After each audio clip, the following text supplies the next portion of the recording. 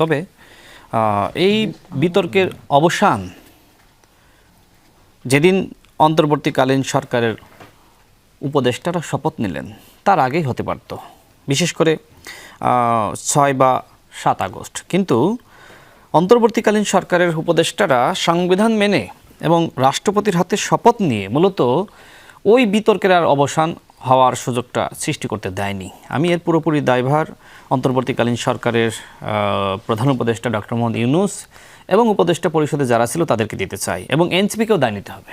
এর মূল কারণটা হলো যে ওই সময় অন্তর্বর্তীকালীন সরকার গঠন করেছিল এনসিপির বর্তমান নেতৃবৃন্দ, মোটামুটি তাদের পরামর্শেই অন্তর্বর্তীকালীন সরকারের উপদেষ্টা পরিষদ গঠিত হয়।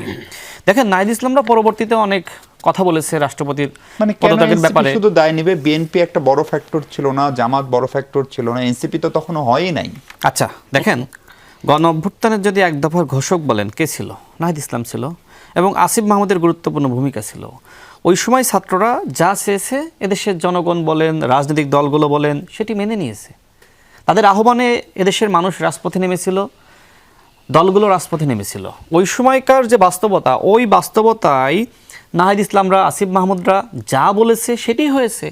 পরবর্তীতে যেহেতু এটি নিয়ে বিতর্ক সৃষ্টি হয়েছে, তখন তারা কখনো জামাতের উপর দায় চাপিয়েছে, কখনো বিএনপির উপর দায় চাপিয়েছে, কখনো আপনার উপর, কখনো আমার উপর, এরকম বিভিন্ন ব্যক্তি মহলের উপর দায় চাপিয়েছে। কিন্তু সরকার গঠনের মূল ভূমিকায় এবং সরকারে কারা কারা থাকবে, সরকার কোন প্রক্রিয়ায় গঠিত হবে, কি মেনে শপথ নিবে, মানে এমনি এমনি শপথ নিবে, নাকি বিপ্লবী সরকার গঠন করবে, নাকি জাতীয় সরকার গঠন করবে, নাকি অন্তর্বর্তীকালীন সরকার গঠন করবে, সকল সিদ্ধান্ত ছিল এনসিপির বর্তমান শীর্ষ নেতৃবৃন্দের।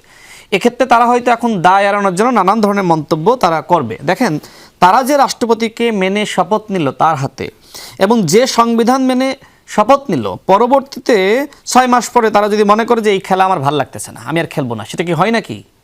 মানে একবার বিয়ে করার পরে আপনি বলবেন যে ভাই বউ আমার আর ভালো লাগছে না, মানে এইটা তো আসলে এত সহজ না। হ্যাঁ, বউ আপনার ভালো নাই লাগতে পারে, নানান বাস্তবতায় অনেক সময় বউর সাথে সংসার করতে হয়। ঠিক একই অবস্থা হয়েছে যে রাষ্ট্রপতিকে মনে করেন আমাদের ভালো লাগে নাই, এখন বাধ্য হয়ে তাকে ওই দায়িত্বে রাখতে হয়েছে, কারণ তাকে মেনেই শপথ নেওয়া হয়েছিল। আচ্ছা, এখন যেটি হচ্ছে না, সেটা তো প্রতিষ্ঠান রাষ্ট্রপতি ভাই। জি, ধরেন ব্যক্তি শাহাবুদ্দিন তো না, নিশ্চিতভাবেই। দেখেন, অবশ্যই প্রতিষ্ঠান। আপনারা গত 6 মাস কেন রাখলেন? আচ্ছা, আমি আসতেছি, অবশ্যই প্রতিষ্ঠান।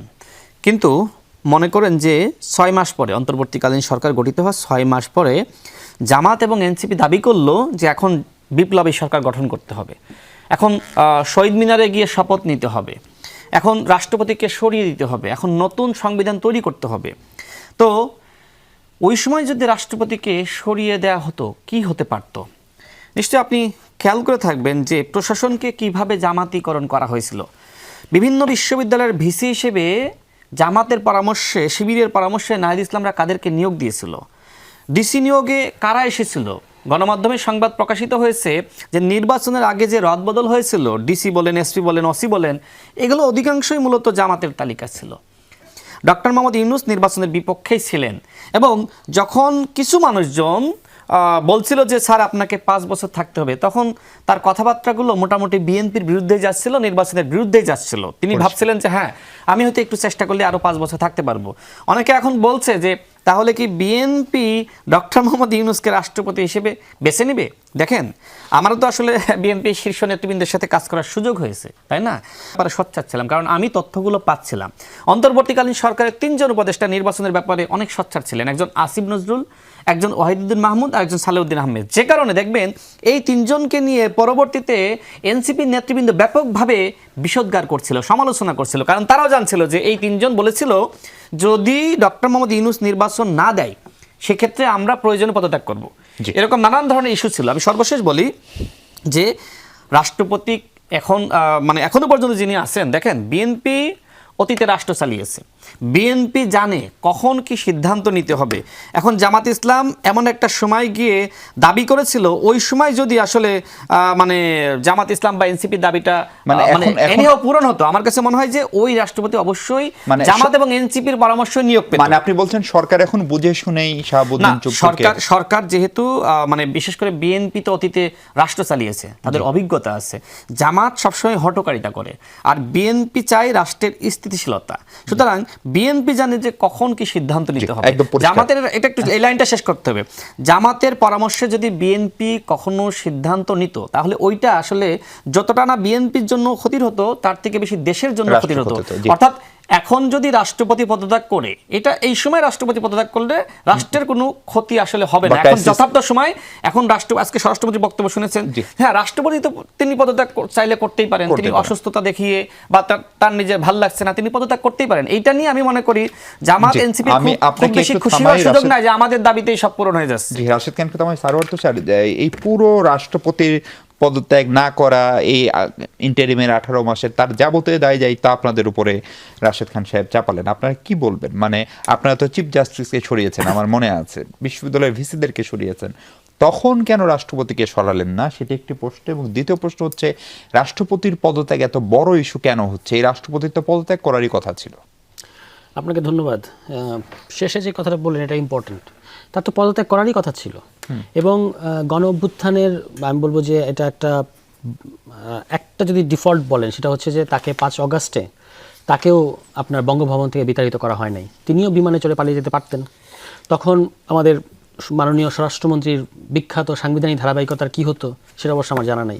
কিংবা ধরেন উনি একদিন কোনো এক রাতে হৃদযন্ত্রের শেখ হাসিনার চলে যাওয়ার দুঃখে যদি হৃদযন্ত্রের ক্রিয়া বন্ধ হয়ে মারা যেতেন এই অন্তর্বর্তী সরকারের আমলে, তখন সাংবিধানিক ধারাবাহিকতা কি হতো সেটাও আমার জানা নেই। কারণ তখন তো স্পিকার ছিল না, আপনি কার কাছে মানে পদত্যাগ করতেন? যে সাংবিধানিক যে প্রক্রিয়া, তিনি মারা গেলে ওই রকম একটা এক্সেপশনাল সময়ে কী হতো জানি না। ফলে এখন যে কথাগুলো বলা হয় তাকে, মানে যেগুলো আমি এতক্ষণ শুনলাম, এগুলো মানে খুব মুখরোচক আলাপ হিসেবে খুব সুন্দর, কিন্তু এগুলো একেবারেই বাস্তবতা বিবর্জিত এবং নিজের দোষটা অ্যাভয়েড করার একটা প্রক্রিয়া। এগুলো আমার কাছে মনে হয় যে সত্যিকার আলোচনা না। অন্তর্বর্তী সরকারের আমলে কী ঘটেছে আমরা সবাই দেখেছি। রাষ্ট্রপতি তখন থেকে গেলে পর্যন্ত, যখন জামায়াত ইসলামীর ওই সময় একটা কৌশলী অবস্থান ছিল যে এটা নিয়ে আমরা খুব বেশি কিছু বলবো না, কিন্তু পদত্যাগ হয়ে গেলে ছাত্রদের দাবিতে আমরা এটার পক্ষে আছি, এরকম আর কি। তখন শেষ পর্যন্ত প্রধান উপদেষ্টা নির্ভর করলেন বিএনপির উপরে, সবচেয়ে বড় রাজনৈতিক দল হিসেবে। বিএনপি তখন কী বলেছে আমরা সবাই জানি, ঠিক আছে? এই কারণে কিন্তু তিনি থেকে গেলেন। সংবিধানের কতগুলো মানে অহেতুক কতগুলো জিনিস তারা তুলে ধরলেন যে সাংবিধানিক ধারাবাহিকতা এটা সেটা। তো ভাই, সাংবিধানিক ধারাবাহিকতা হলে আপনি প্রধান বিচারপতির যে প্রক্রিয়ায় প্রধান বিচারপতির পদত্যাগ হয়েছিল বা তিনি পালিয়ে গিয়েছিলেন বলা হয়, পরে আবার নতুন প্রধান বিচারপতি বসানো হলো, নিয়োগ পেলেন, এটা কোন সংবিধানের কোন ধারা অনুযায়ী কীভাবে হয়েছে? আছে যে তারা বিভিন্ন ধরনের তখন ইয়ে করেছে না, আপনার লন্ডন মিটিং থেকে শুরু করে অনেক কিছু। আসিফ মাহমুদ যেটাকে ডিপ স্টেট বলছিলেন, সেই প্রক্রিয়ার কথা বলছেন আপনি তো কালের কণ্ঠের ওই সাক্ষাৎকারে তো পরিষ্কার ইঙ্গিত আছে। তো আমি আর আমারও তো ঘাড়ে একটাই মাথা, তো সব নাম আমি নেই না আর কি। যাই হোক, এখন বিএনপির দেউলিয়াত্বটা হচ্ছে যে তারা এই রাষ্ট্রপতিকে দিয়ে এই সংসদে আপনার অধিবেশন, তাকে প্রথম বক্তৃতা দেওয়ানো হলো, তারপরে আপনার তার অধীনেই কিন্তু শপথটা তারা নিলেন, ঠিক আছে? এখন তারা হচ্ছে এটাকে একটা অতিরিক্ত হাইপ আকারে তোলার চেষ্টা করছে যে আপনি স্বাস্থ্যগত কারণ, যিনি অন্তর্বর্তী সরকার আমল ওরকম একটা তার জন্য তার ভাষ্য মতে একটা আপনার অপমানজনক সময়, সে সময় তিনি পদত্যাগ করলেন না, যিনি কিছুদিন আগেও সাক্ষাৎকার দিয়ে বললেন বিএনপি সরকার চাইলে আমি থেকে যাব, তিনি এখন স্বাস্থ্যগত কারণে পদত্যাগ করছেন এই লন্ডন মিটিংয়ের পরে। এবং ডেইলি স্টার নিউজে একটা ইঙ্গিত দেখলাম যে আপনার শেখ হাসিনার সাথে হয়তো কথা হয়েছে এই কারণে। তো শেখ হাসিনার সাথে তার যোগাযোগ, এটা কে না জানে, সবাই জানে, তিনি সবসময় যোগাযোগ করেছেন। এখন উনি যে লন্ডনে যে কথা বলেছেন, উনি ওনার বেডরুমে কার সাথে কথা বলছেন এটা গোয়েন্দারা টের পেয়ে গেছে। মানে জিনিসগুলোকে একটু হাস্যকর মনে হয় না? ব্যাপারগুলো হাস্যকর। মূল ব্যাপারটা আমি আপনাকে বলি। মূল ব্যাপারটা হচ্ছে বিএনপি সরকারের তো প্রায় 5 মাস হয়ে গেল, 6 মাসের পদার্পণ করেছে। এখন তার আর এই রাষ্ট্রপতি পরিবর্তন করতে কোনো সমস্যা নাই। কারণ হচ্ছে বিএনপি সরকার চায় যে আগামী নির্বাচনের সময়ে যিনি রাষ্ট্রপতি থাকবেন তিনি আসলে তার লোক হবে। যদি বিএনপি সরকার আসার সাথে সাথে সাংবিধানিক প্রক্রিয়া, আপনারা তো অন্তর্বর্তী সরকারের আমলে সাংবিধানিক প্রক্রিয়া দোহাই দিলেন। স্যার, তাই যদি হয় তাহলে এই রাষ্ট্রপতির যে মেয়াদ 28 এপ্রিল পর্যন্ত, সেই সময়ও যদি বিএনপি রাষ্ট্রপতি করে, তিনিও তো নির্বাচনের সময় থাকবেন না। কিন্তু এতদিন তাকে রাখবে কেন? বিএনপির ভিতরে তো দাবিদার অনেক, এবং এখানে বঞ্চনার ইতিহাসও অনেক সিনিয়র নেতারা অনেক কিছু হওয়ার জন্য দৌড়ঝাঁপ করছেন। এগুলো আমরা ভেতরের খবর আমরা সবাই জানি। সিনিয়র থেকে জুনিয়র, নতুন হওয়া বিএনপি নেতা আর পুরনো স্থায়ী কমিটি মেম্বার, সবাই তো একটা কিছু হওয়ার দৌড়ের উপরে আছে, তাই না? তো সেইটাই হচ্ছে আপনার যখনই কিনা 6 মাসের ওই ইয়েটা বারটা পার হয়ে গেছে, এখন তার হয়তো সমস্যা নাই। এখন যদি আপনি রাষ্ট্রপতি বসান, কারণ ওই পুরো মেকানিজম যে পার্লামেন্ট তাকে নির্বাচিত করেছে, সেই পার্লামেন্ট নাই হয়ে গেছে, তারপর আরেকটি পার্লামেন্ট এত সময় নিল। এবং রাশেদ যে ব্যাখ্যা দিচ্ছিলেন যে বিএনপি সবকিছু গুছিয়ে এসে একটা সুবিধাজনক পরিস্থিতিটা করছে, এটাই কারণ নাকি ডেইলি স্টারের যে রিপোর্ট শেখ হাসিনার সঙ্গে তার যোগাযোগ, এটা আসলে কতখানি ফ্যাক্টর হতে পারে? না, আপনাকে ধন্যবাদ। ফ্যাক্টর আমার কাছে না পুরো ব্যাপারটা একটা ধূম্রজালের মতো। তার কারণ হচ্ছে, দেখেন, আমি একটা জিনিস খুব স্পষ্ট করি। আমার রাষ্ট্রটি 5ই আগস্টের সময়ে, তার পরবর্তী সময়ে যেই পরিমাণ ভঙ্গুর অবস্থায় ছিল, সেই সময় একজন রাষ্ট্রপতির যে দায়িত্ব পালন করার কথা ছিল, তিনি সেই ধরনের দায়িত্ব পালন করতে ব্যর্থ। এটা আমি মানে একদম স্পষ্টত। কারণ আন্ডার এনি সার্কামস্টেন্সেস, এই যেই সাক্ষাৎকারের কথা তুষার বললেন, ওই সাক্ষাৎকারের যেমন একটা অংশ এটাও ছিল যে উনি বলেছিলেন যে তৎকালীন প্রধান উপদেষ্টা ওনাকে কিছু না জানিয়ে চলে যান, বিদেশ সফরে যান। তো ওটা উনি এখন বলছেন কেন? এটা উনি তো রাষ্ট্রপতি না, ওটা এই কথাটা তিনি তখন বলেননি কেন?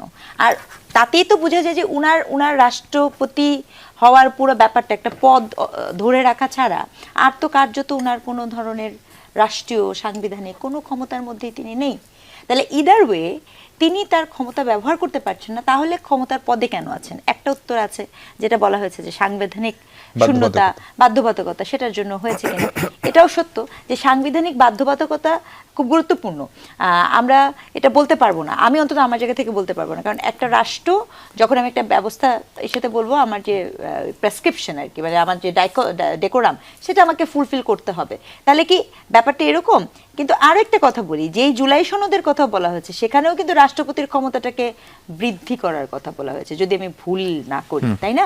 তাহলে এখানে একটা প্রশ্ন হচ্ছে যে একটা ভারসাম্য আনার কথা বলা হয়েছে। হ্যাঁ, প্রশ্ন হচ্ছে যে আমি তো এখন যদি এটা বলি যে যেহেতু বিএনপি বলেছে যে জুলাই সনদ তারা অক্ষরে অক্ষরে বাস্তবায়ন করবে, তো সেটা করলে তো রাষ্ট্রপতির ক্ষমতা বেড়ে যাবে, তাই বিএনপি ভাবছে যে এখন তাকে সরিয়ে দেই। মানে হাইপোথেসিস দিতে গেলে কিন্তু অনেক ডাইমেনশনের হাইপোথেসিস দেয়া সম্ভব, কিন্তু প্রকৃত অর্থে এটা কোনো যুক্তি না যে কেউ কারোর সাথে ফোন আলাপ করেছে দেখে এখন তাকে পদত্যাগ করতে হবে। যদি এটা যুক্তি হয়, তাহলে আমি জনগণ আমাকে কিন্তু জানতে পারতে হবে কি কথা হলো, এটা জানতে পারতে হবে না?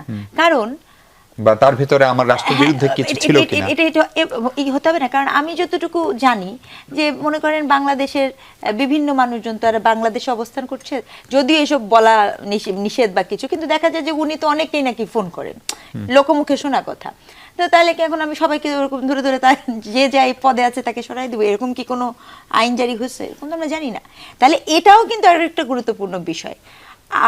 বড়জোর যেটা গুরুত্বপূর্ণ, যে উনি যদি নিজে থেকে পদত্যাগ করতে চান, সেক্ষেত্রে আমরা কিছু বলতে পারি না, কিন্তু সেখানের কিন্তু একটা হিসাব আছে। ঠিক এই মুহূর্তে আমার হিসাবে রাষ্ট্রপতিকে হলো তাতেই বা কি গেল, রাষ্ট্রপতিকে থাকলো তাতেই বা কি আসছে। পরিষ্কার। আমি একটু আরেকবার রাশেদ খান, যে প্রশ্নটা হচ্ছে, আপনি বলছিলেন বিএনপি অভিজ্ঞ দল, আগে রাষ্ট্র চালিয়েছে।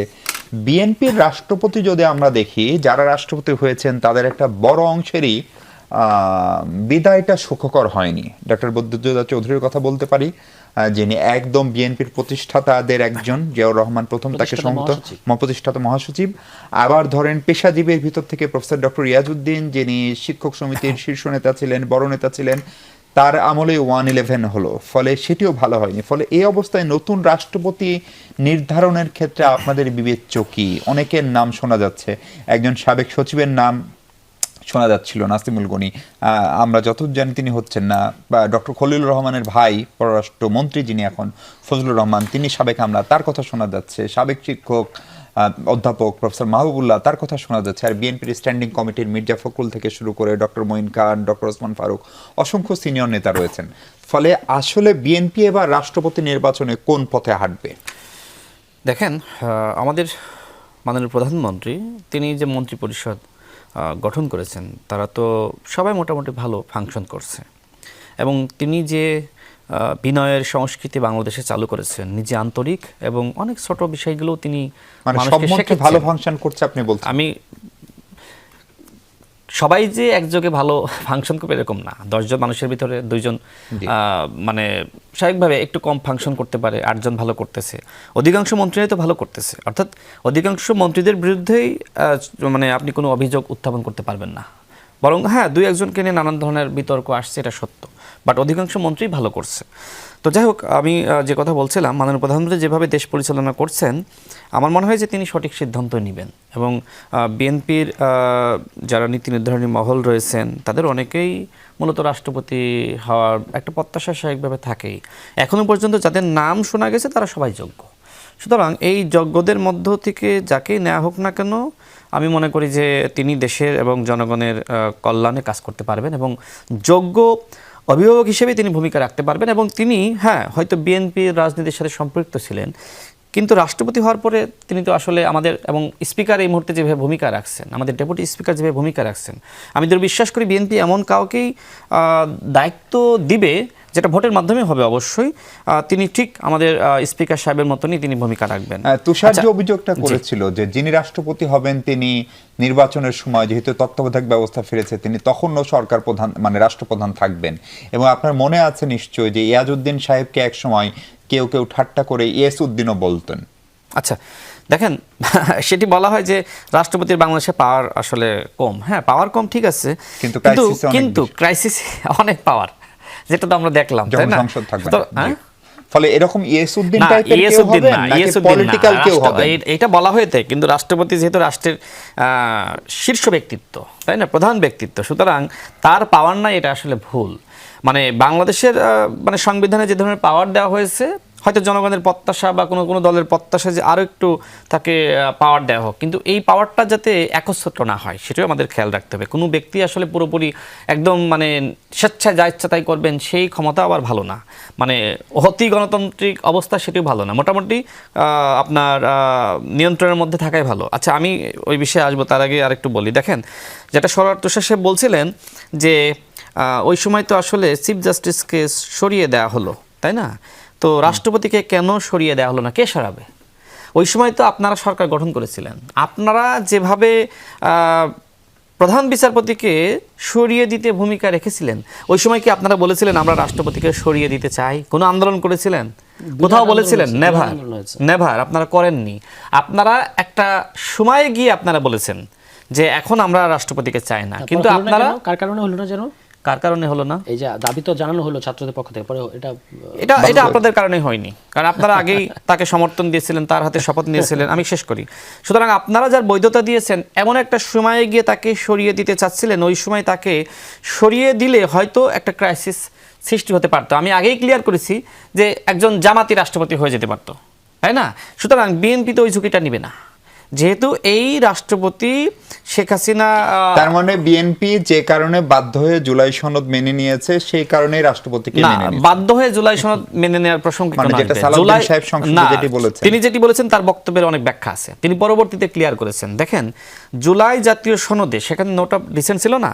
প্রথম আলো পত্রিকার যদি আজকের নিউজটা আপনি দেখেন, সেখানে জামাতের সেক্রেটারি জেনারেল তিনি কিন্তু আমরা জাতীয় সংসদের দক্ষিণ প্লাজায় যে জুলাই জাতীয় সনদে স্বাক্ষর করেছি, আজকে তিনি সেইটার উদাহরণ টেনে বলেছেন যে জুলাই জাতীয় সনদ তো আমরা সবাই মিলে স্বাক্ষর করেছি, কিন্তু কেন মানা হচ্ছে না? কিন্তু উনি ভুলে গিয়েছেন যে আমরা কোন জুলাই জাতীয় সনদে স্বাক্ষর করেছি, যেটাতে নোট অফ ডিসেন্ট রয়েছে। তার মানে কি? তার মানে জামাত ইসলাম জুলাই জাতীয় সনদ নিয়ে যে বিতর্ক করছে এটা খামাখা, এটা কোনো যৌক্তিকতা নাই। এই মুহূর্তে জামাত এবং এনসিপির কোনো রাজনীতি নাই, সুতরাং সেটেলড ইস্যুগুলো সামনে এনে তারা এখন রাজনীতি করার চেষ্টা করছে। আর যদি গণভোটের কথা বলেন, গণভোট নিয়ে আলাদা করে কথা না, আমি একবারে শেষ করে দিই, এক ইস্যু আর বারবার যাব না। তো গণভোট নিয়ে আসলে বিএনপি কোনো প্রতারণা করে নাই। গণভোট নিয়ে বরং অন্তর্বর্তীকালীন সরকারই বিএনপির সাথে, জনগণের সাথে, যুগপৎ আন্দোলনে যারা ছিল তাদের সাথে প্রতারণা করেছে। 4টা প্রশ্ন, একটা উত্তর। নিশ্চয়ই খেয়াল থাকবে যে বিএনপির মহাসচিব সেই সময় প্রতিবাদ জানিয়েছিল। তিনি স্পষ্ট করেছিলেন যে আমরা যে বিষয়ে সম্মত হয়েছি, ক্ষমতায় গেলে আমরা সেই সংস্কারগুলো করব, আর যেখানে ভিন্নমত আছে এই ভিন্নমতগুলো আপনারা নির্বাচনের ইস্তেহারে দেন। এমনকি এই যে এইটার আসলে প্রাসঙ্গিকতা এটা সৃষ্টি করেছিলেন অন্তর্বর্তীকালীন সরকারের প্রধান উপদেষ্টা। তিনি কি বলেছিলেন? তিনি বলেছিলেন যে আমরা ওয়েবসাইটে সব দিয়ে দেবো, কোন দল কতটুকু সংস্কার চাই, কতটুকু সংস্কার চায় না। তার মানে কি? ভিন্নমত দেওয়ার জন্য ডক্টর মোহাম্মদ ইউনূস নিজেই উৎসাহ দিয়েছিলেন। নতুন রাষ্ট্রপতি কে হচ্ছেন সেই প্রশ্নের কথা বলছি আমরা। প্রফেসর স্নিগ্ধা, আমরা পেশাজীবী রাষ্ট্রপতি দেখেছি বিএনপির সময়ে, আমরা একদম কোর পোর খাওয়া রাজনীতিবিদ রাষ্ট্রপতিও দেখেছি, এবং কারো পরিণতি ভালো হয় নাই। এবং আমি জানি না শাহাবুদ্দিন চুপ্পুর উনি সেফ এক্সিট পাবেন নাকি ওনাকে বিচারের মুখোমুখি হতে, সেটাও আমরা জানি না। ফলে নতুন রাষ্ট্রপতি কে হচ্ছেন বা কাকে সরকার করতে যাচ্ছে আপনারা কোনো ইঙ্গিত পান, কিছু বোঝেন বা আসলে কেমন হওয়া উচিত? না, আমার পক্ষে তো ইঙ্গিত পাওয়ার কোনো সুযোগই নেই। পাশে যেহেতু সচিব বসে আছেন আমাদের প্রধানমন্ত্রীর একান্ত সচিব, তিনি সবচেয়ে বেশি ভালো বিষয়ে বলতে পারবেন, অথবা নতুন তরুণ রাজনীতিবিদরা। কিন্তু আমার বক্তব্যটা আপনার হচ্ছে, প্রত্যাশার জায়গাটা যদি আমার প্রত্যাশার জায়গাটা হচ্ছে খুব পরিষ্কার। আমি রাষ্ট্রপতির ক্ষমতা যেহেতু বৃদ্ধি হবে জুলাই সনদের, আমি এবং আমার ধারণা যে এই এই এই যে কিছু অংশ, যদিও সনদ নিয়ে অনেকের অনেক কথা আছে, হবে না ইত্যাদি, বাট আমি মোটামুটি নিশ্চিত যেই বিষয়গুলো নিয়ে সনদে সকলেই একমত হয়েছিল, আমার ধারণা সেগুলো আসলে সনদে এটাই গভর্নমেন্ট করবে। আমি ওই 4 ভোটের ব্যাপারে নিশ্চিত না হলেও বাকিগুলোর ব্যাপারে কিন্তু আমার মনে হয় যে এটা হবেই, খুব তাড়াতাড়ি হবে। সেক্ষেত্রে রাষ্ট্রপতির ক্ষমতাটা কিন্তু একটু বেড়ে যায়ও। তো এবং তত্ত্বাবধায়ক সরকার ব্যবস্থা ফেরত আসা, যেটা অলরেডি আছে, সেই জায়গাটা থেকে আমার প্রত্যাশা যাকেই দেওয়া হোক না কেন, তিনি যেন দলদাস না হন, তিনি যেন জনবান্ধব হন, তার যেন ওই গাটসটা থাকে। এটা খুব গুরুত্বপূর্ণ। আমাদের সংকটটা কি মানে কেউ হয়েছে, নিজের দলের না হলে বিএনপি তাকে রাষ্ট্রপতি বানাবেন কেন আপা বলেন তো? পৃথিবীর কোন দেশে বানায়? এখানে একটা বিষয় আছে, নিজের দলের না হলে পরে রাষ্ট্রপতি কেন বানাবেন? এই মুহূর্তে কি, আমি আবারও তখন একটা কথা বলেছি, রাষ্ট্রপতির আসলে কি আমার দেশে যখন সরকার থাকে, তার কি সেই সরকার থাকা অবস্থায় কোনো ধরনের ক্ষমতা থাকে? মানে it is a very common question. মানে ক্রাইসিস ছাড়া? হ্যাঁ, ক্রাইসিস ছাড়া। তো ঠিক এই মুহূর্তে আমার হিসাবে আগামী 4-5 বছর এই মানে বিএনপির কোনো ক্রাইসিস হওয়ার কোনো সুযোগ নাই, এটা আমার একটা ধারণা নাগরিক হিসেবে। কারণ ওই মুহূর্তে যাহাই কিছুই হোক না কেন, কারণ বাংলাদেশের মানুষ একটা দল যখন 2/3 নিয়ে ভোট নিয়ে একটা সংসদে যায়, এবং সেক্ষেত্রে ওই অর্থে যাদের অভিজ্ঞতা আছে, যাদের ক্ষমতা আছে, তারা এখানে মাঠে নাই। তো সেই জায়গাটা থেকে আসলে ক্রাইসিসটা তৈরি করা, ওই ধরনের কিছু করা, এই অবস্থায় এই টেনিওরেতে বিএনপি আছে বলে আমি মনে করি না। কিন্তু বিএনপির হাতে একটা সুযোগ আছে, সেটা কি জানেন? সেটা হচ্ছে টু সেট সাম এক্সাম্পলস। সে অলরেডি 2-1টা ট্রেন মিস করেছে, কিন্তু সেই এক্সাম্পলটা সে চাইলে কিন্তু ওটা বলতে পারে যে আমরা ধরেন কিন্তু এরকম করেছি। কি হতে পারে যে প্রফেসর ইউনূসের মতো কেউ একজন বা প্রফেসর ইউনূস রাষ্ট্রপতি হয়ে যাচ্ছেন? এটা যদি হয়, যেমন মনে করেন আমাদের যে পররাষ্ট্রমন্ত্রী, অনেস্টলি স্পিকিং আমরা কিন্তু কেউ এক্সপেক্ট করিনি ওনাকে, ওই জায়গায় আমরা কেউ ভাবিনি, টেকনোক্রেটে ওনার আসারটা ভাবিনি, হয়েছেন। তারপর উনি নির্বাচিত হয়েছেন। একখানা মার্কিন বাণিজ্য চুক্তি আমাদের সকলের মাথার উপরে ঘুরপাক খাচ্ছে, আমাদের তরুণ নেতারা সেটার সাথে যে সুন্দর মতো মার্কিনীদের সামনে যে এক প্রকার নালিশি নিয়ে ব্যবস্থা নিয়ে বসে গেছে, যেটা আমার জন্য খুবই দুঃখজনক। হ্যাঁ, খুবই দুঃখজনক, ঠিক আছে। আমি ঠিক বুঝতেই পারি না এটা কেমনে হচ্ছে। বিএনপি গভর্নমেন্টের মার্কিন চুক্তি নিয়ে কোনো আলাপ নাই, তাদেরকে কিছু বললে তারা বলবে যে এটা তো আমরা কিছু করি নাই, আগেই করে গেছে। তো এই ব্যাপারটা না, ধরেন নাগরিক হিসেবে আমার কাছে একদম ভালো লাগার বিষয় না। আমার ভালো লাগছে না, ঠিক আছে। কিন্তু এই ব্যাপারটা করার পেছনেও আমি বুঝতে পারি, আমি অনুভব করতে পারি যে এই টেকনোক্রেট মন্ত্রী কোথায় যিনি আছেন বা যিনি গিয়েছেন, তার একটা ভূমিকা তো ডেফিনেটলি আছে, যেহেতু উনি পররাষ্ট্রমন্ত্রী। তো সেইখানে আমি লাইনটা কোথায় শেষ করবো জানেন? এই পুরো প্রক্রিয়াতে আপনি অলরেডি 2-4টা ট্রেন মিস করেছেন, আরো 2-4টা ট্রেন আপনার সামনে আছে, to set some example. Sarwar Tushar, সেরকম উদাহরণ তৈরি করার মতো রাষ্ট্রপতি বাংলাদেশ পেতে যাচ্ছে? বা বিএনপি কি পলিটিক্যালি একদম ধরেন ঋদ্ধ মানুষ বিএনপিতে অনেকে আছেন, ধরেন মির্জা ফখরুল বলেন, ডক্টর মঈন বলেন, ওসমান ফারুক বলেন, অনেকের নাম বলা যায় স্ট্যান্ডিং কমিটির। আবার বিপরীতে ধরেন বিএনপির পেশাজীবী অনেকে আছেন যারা এই পদের জন্য যুক্ত, সাবেক অনেক আমলা আছেন, সামরিক বেসামরিক, তারা। ফলে নতুন রাষ্ট্রপতি কেমন হতে পারেন এবং আপনাদেরই বা প্রত্যাশাটা আসলে কি? দেখুন, আমাদের প্রত্যাশা যেটাই হোক, আমরা তো চাইবো, ধরেন এখানে বিএনপির 2/3 আছে, পার্লামেন্টে নির্বাচিত হয়ে রাষ্ট্রপতি আসবেন, স্বাভাবিকভাবেই তিনি বিএনপির দলের লোক হতে পারে, বিএনপি পন্থী লোক হতে পারে, তো অস্বাভাবিকতার কিছু নাই। কিন্তু ঘটনাটা হচ্ছে, যেটা আমাদের মনে কুডাক দেয় আর কি বাংলাদেশ ইতিহাস থেকে, যে দল তার দলের প্রতিষ্ঠাতা মহাসচিবকে শুধুমাত্র একটা বিবৃতিতে বিশেষ একটা শব্দ লেখে নাই বলে তাকে চাপ দিয়ে প্রায় ভর্ৎসনা করে, আপনার অপমান করে রাষ্ট্রপতি পদ থেকে পদত্যাগ করতে বাধ্য করেছে, এবং শেষ পর্যন্ত তিনি দল ছেড়েছেন।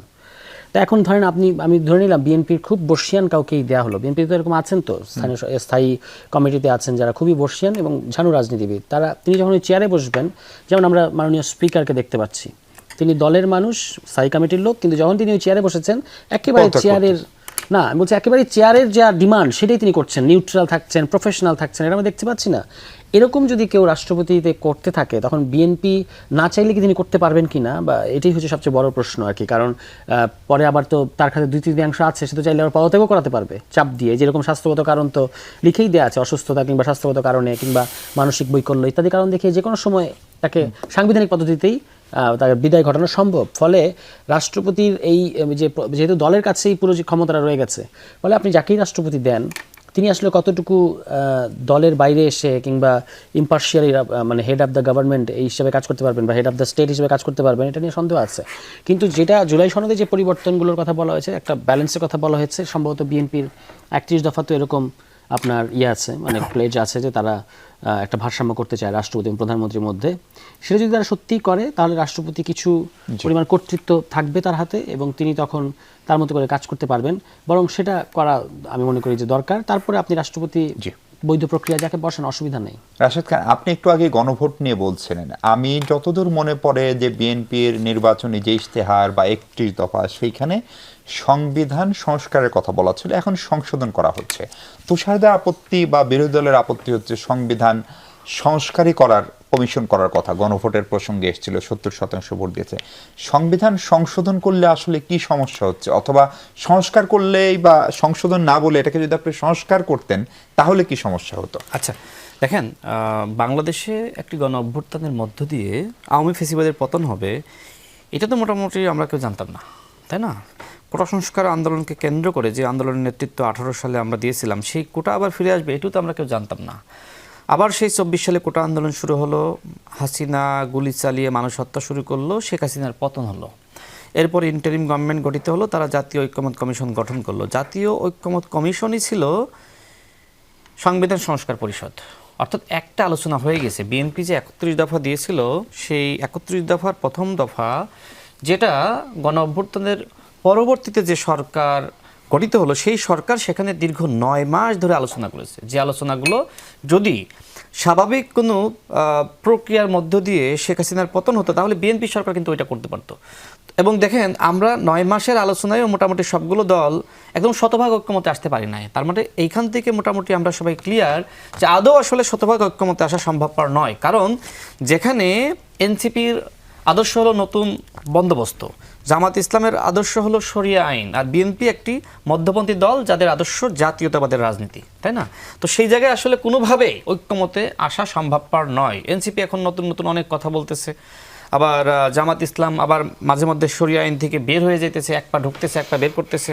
তো নানান একটা নতুন ভণ্ডবস্তের মধ্যে আমরা আসি বলা চলে। তো সে জায়গায় আমার কাছে মনে হয় যে সব মিলিয়ে আসলে ওই সংবিধান সংস্কার পরিষদের আলোচনাটা হয়ে গেছে। এখন রাষ্ট্র পুনর্গঠনের সময় দেখেন, আপনি যদি ওই 1 নম্বর দফাটা বিশ্লেষণ করেন, সেখানে কিন্তু বলা আছে আমরা সংবিধান সংশোধন করব ওই কমিশন গঠন করার মধ্য দিয়ে। তার মানে কি মূল বিষয়টা হলো সংশোধন করা। আচ্ছা, 72 সংবিধান শেষ করি প্লিজ। 72 সংবিধান নিয়ে আপনি বলেছেন যে আমরা কোথাও বলি নাই যে এই সংবিধান ছুঁড়ে ফেলতে হবে, যেটা জামাতের আমি সংসদে বলেছে।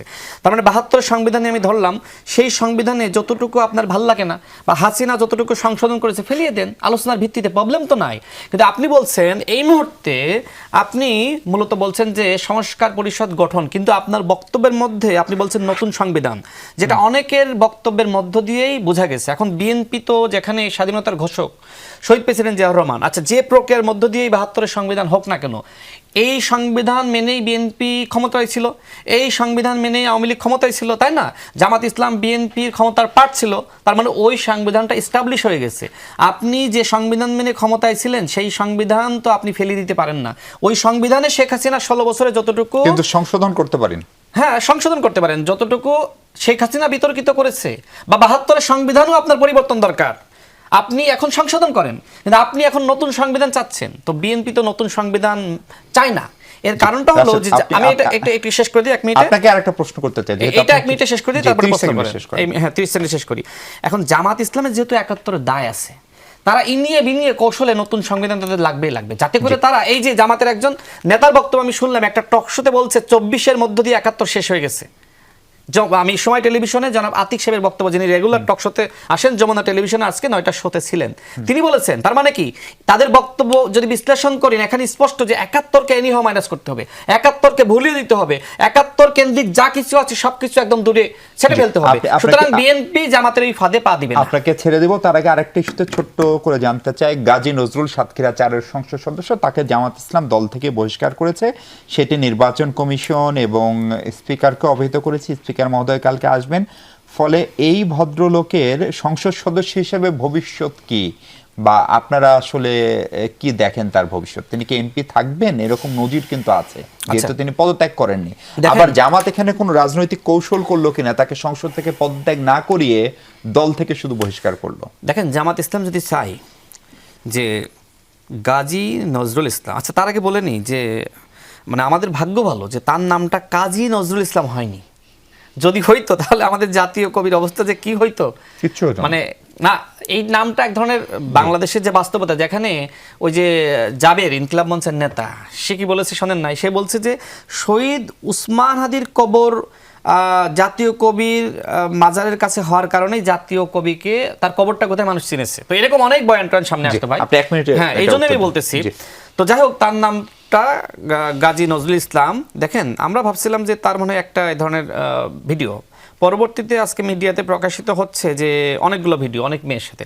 তো এটা আসলে এই ধরনের ভিডিও সামনে আসুক, এটা আমি চাই না, এটা প্রাইভেসি লঙ্ঘন। কিন্তু কথা হলো, এটা নিয়ে বিতর্ক সৃষ্টি কেন হলো? যখন অস্বীকার যাচ্ছিল, যখন বলছিল এআই ভিডিও, যখন আসলে মানে 75 বছর বয়সী বা 76 বছর বয়সী একজন মানুষ, একজন বৃদ্ধ, যখন 16 বছর বয়সী একজন না বালিকা, তার কিন্তু বিয়ের বয়সটাও হয়নি, তার সাথে এই ধরনের অপকর্মে লিপ্ত হয়েছে, এবং যখন তার নিজের বড় স্ত্রী দাবি করছেন, সে যখন আসলে ওই মিথ্যার পক্ষে অবস্থান নিচ্ছেন, যখন আসলে ওই মেয়েটির বাবা এই অপরাধকে, পারবেন কি পারবেন না, আমরা এই আলোচনাতে যাব, ওই মেয়েটির বাবা যখন আসলে এই অপরাধকে সমর্থন দিচ্ছেন, তখন কিন্তু আলোচনা সমালোচনা হয়েছে এবং তার পদত্যাগের দাবি জোরালো হয়েছে। জামাত ইসলাম শুরুতে তাকে সরিয়ে দিতে চায়নি। তবে জামাত ইসলাম যদি জানতো যে আসলে মানে আমার কাছে এখনো মনে হয় যে জামাত ইসলাম তাকে আসলে মানে সরিয়ে দিতে চায় না। তবে জামাত ইসলাম যদি তাকে সংসদে রেখে দেয়, তিনি কিন্তু জামাতের ভোটে এমপি হয়েছেন, তাকে এইভাবে বহিষ্কার করার মধ্য দিয়ে মূলত তার কিচ্ছু করা হয়নি। তাকে যদি জামাত ইসলাম আজকে রাতেই তাকে পদত্যাগ করতে বাধ্য করে, তাহলে জামাত ইসলাম হয়তো এই ইস্যুতে আর কখনো বিতর্কের মুখোমুখি হবে না, তাকে প্রশ্ন করার সুযোগ ওই থাকবে না। আসন উপনির্বাচন হলে এই সুযোগ কাজে লেগে যদি জামাত ওই আসনটা হারায় বা বিএনপি জিতে দেয়, সেই জামাতের সেই রাজনৈতিক ভয় তো থাকতে পারে। না, ভয় থাকতেই পারে, কিন্তু আমার কাছে মনে হয় যে লোক দেখানো এই স্পিকারের কাছে বা নির্বাচন কমিশনে এই ধরনের আবেদন দিয়েছে, জামাত ইসলাম চায় যে সে থেকে যাক। কিন্তু আমি মনে করি যদি সে সংসদে থাকে তাহলে এই বিতর্ক আজীবন জামাত ইসলামকে বহন করতে হবে। জামাত ইসলামের উচিত হবে, আমি একটা ভালো পরামর্শ দিই, যদিও জামাত ইসলামকে সমালোচনা করি বলে তারা আমাকে অনেক গালিগালাজ করে, আজকে একটা ভালো পরামর্শ দিই এবং আশা করি তারা ধন্যবাদ দিবে আমাকে। সেটি হলো, জামাত ইসলাম যদি আগামীর বাংলাদেশে রাজনীতি করতে চায় এবং এই বিতর্ক বহন না করতে চায়, তাহলে উচিত হবে আগামীকাল তাকে বাধ্য করা, প্রয়োজনে জোরপূর্বক পদত্যাগ করতে স্বাক্ষর করানো, যে তুমি পদত্যাগ করো, আমরা তোমাকে ভোট দিয়েছিলাম, তোমার মতন এরকম লম্পট মানুষকে আমরা সংসদে দেখতে চাই না। আরেকটা কথা না বললে মানে এটা অসম্পূর্ণ থেকে যাবে। দেখেন, আমি হাসনাত আব্দুল্লাহর বক্তব্য শুনেছিলাম, মাননীয় স্পিকার, এই সংসদে অনেক ঋণ খেলাপি রয়েছে, তাদের সাথে এই সংসদ শেয়ার করতে আমাদের লজ্জা হয়।